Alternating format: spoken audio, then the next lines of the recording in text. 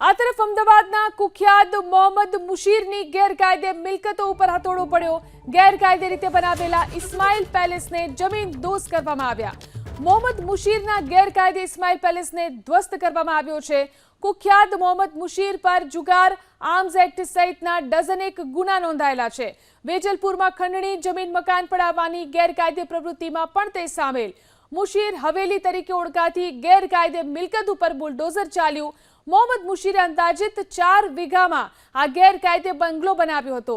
આલિશાન બંગલામાં swimming pool, બાળકો માટે રમતના સાધનો સહિતની સુવિધાઓ છે। મોહમ્મદ મુશીર ઉપરાંત તેના સાગરીતના ગેરકાયદે બાંધકામ ઉપર પણ હથોડો ચાલશે। વર્ષ 2022માં પણ ગેરકાયદે બાંધકામ અંગે એએમસીએ નોટિસ આપી હતી। આગામી દિવસોમાં મુશીર અને તેના સાગરીતો વિરુદ્ધ ગુજસી ટોક હેઠળ કાર્યવાહી કરવામાં આવશે।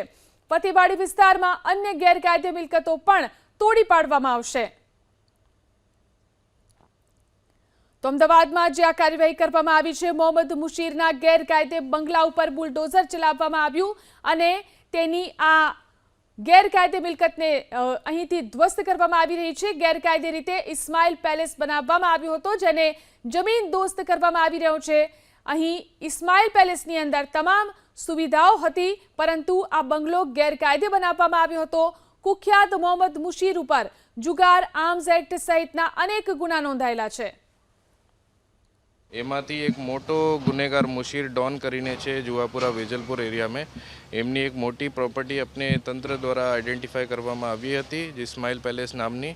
એ ગેરકાયદેસર છે, એગ્રીકલ્ચર લેન્ડ ઉપર છે અને એએમસીની મદદથી એને બુલડોઝર એમને ઉપર ફેરવાની કાર્યવાહી અત્યારે ચાલુ છે।